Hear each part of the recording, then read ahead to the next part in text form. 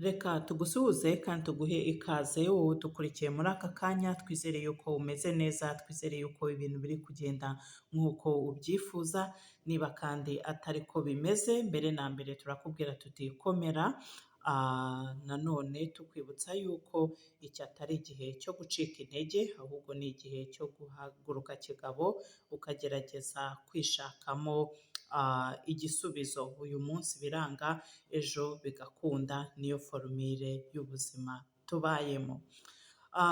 Nanone ntabwo twatangira iki kiganiro tutabanje gushimira buri muntu wese wamaze gukora subscribe kuri iyi channel. Muri abantu b'agaciro gakomeye, ni mwebwe mudutera inkunga yo gukomeza gukora ibiganiro nk'ibi byubaka benshi.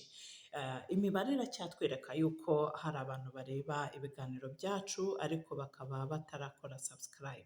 Niba uri umwe muri abo, wenda bikaba biterwa no kutamenya uko bikorwa, reka tukunyuriremo muri make bikorwa bite. Nureba hasi y'iyi video urabona amagambo yanditse subscribe, uyakandaho rimwe gusa ukaba ubigezeho. Icyo bigufasha ni iki?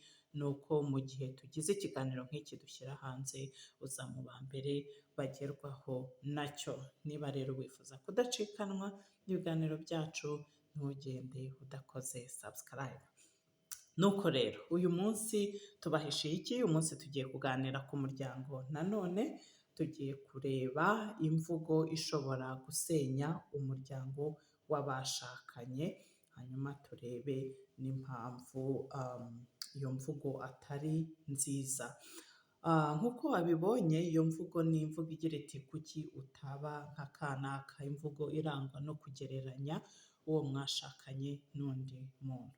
Mu buzima bw'abashakanye, amagambo tuvuga afite ubushobozi bwo kongera urukundo cyangwa se kurusenya.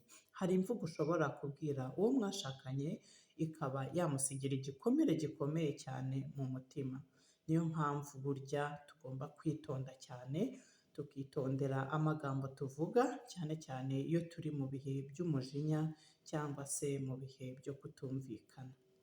Reka dusuzume impamvu iyi mvugo kuki utaba nka kanaka ari imvugo ishobora gusenya urugo.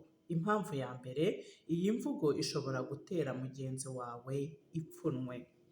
Iyo ubwiye uwo mwashakanye ngo kuki utaba nka kanaka, ni nko kumubwira ko atagushimisha, ko hari undi muntu ubona ko ari mwiza kurusha we. Mu yandi magambo uba umupfobeje. Ibi rero ni bibi cyane kuko bishobora kumutera kwiheba, kwigunga cyangwa se kugira agahinda kenshi. Impamvu ya kabiri, uba umwimye agaciro ke bwite. Buri muntu afite umwihariko we, twese turatandukanye. Nta muntu wabayeho cyangwa se uzabaho uhwanye n'undi. Nubwo kanaka yaba afite ibintu akora neza, ariko burya si byo bigomba gupima agaciro k'uwo mwashakanye. Uramutse ugereranije umugabo cyangwa umugore wawe n'abandi, uba wibagiwe ko wamuhisemo uko ari. Impamvu ya gatatu, kugereranya uwo mwashakanye n'undi muntu atari byiza, bitera ubushyamirane no kubura icyizere. Iyo umuntu yumvise agereranywa, ashobora kwibaza ati ese uwo witwa kanaka niwe uwo twashakanye yifuzaga? Ese niba abona ko anduta, kuki atari we yashatse? Ibyo bitekerezo birakura bigatangira kuzana ubushyamirane, ishyari ndetse no gutakarizanya icyizere mu mubano w'abashakanye. Impamvu ya kane, kugereranya uwo mwashakanye na kanaka bitesha agaciro ibyiza mugenzi wawe akora. Ushobora kuba uri kuvuga ayo magambo wenda ushingiye ku kintu kimwe gusa, wenda kanaka uwo ahora ahora akora. Reka dufate urugero, wenda ahora aseka cyangwa se arimo kugera ku ntego runaka. Noneho ntago wigeze witegereza ngo urebe ku byo uwo mwashakanye akora neza, uburyo agufasha, uko yita ku rugo rwanyu, uko agufata neza mu gihe ufite intege nke n'ibindi n'ibindi. So ntuzigere utuma hari ikintu kikwibagiza byinshi kandi byiza uwo mwashakanye afite cyangwa se akora. Twakora iki rero kugira ngo twirinde kuba twagereranya uwo twashakanye n'undi muntu? Ikintu cy'ingenzi umuntu yakora, gerageza kwishimira uwo mwashakanye, umwishimire uko ari kuko wamuhisemo uko ari. Ishimira ibintu byiza akora, kabone n'ubwo byaba ari bikeya cyangwa se bito.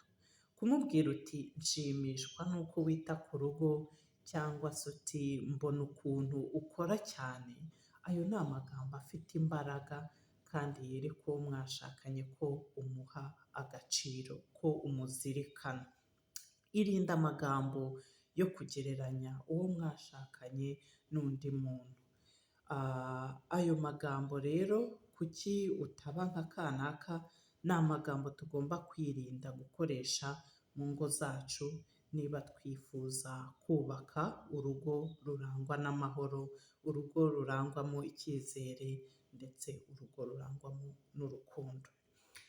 Mwakoze cyane rero kubana natwe, cyane cyane wowe wabanye natwe tugitangira iki kiganiro, kuba waduhaye umwanya wawe ni iby'agaciro, tubiha agaciro gakomeye. None rero niba wabonye iki kiganiro hari inyigisho zirimo, turagushishikariza ko utakihererana, gisangize n'abandi. Bikorwa bite rero? Nureba hasi y'iyi videwo urabona amagambo yanditse share, uyakandeho urabasha kugisangiza n'uwo mwifuza kugisangira. Ikindi natwe bitwereke, hari andi magambo yitwa like, yanditse like, uyakandeho bitugeraho.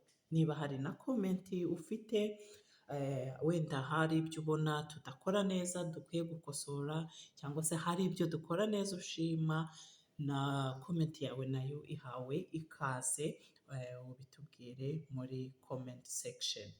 Hanyuma nanone niba hari ikindi gitekerezo ubona twaganiraho, nabyo ntuhejwe, ukiduhe muri comment, hanyuma ubutaha aricyo tuzavugaho. Naha dusoreje rero, mwakoze cyane, mukomeze mugire ibihe byiza, Imana ikomeze ihire imirimo y'amaboko yanyu, muhahe muronke naho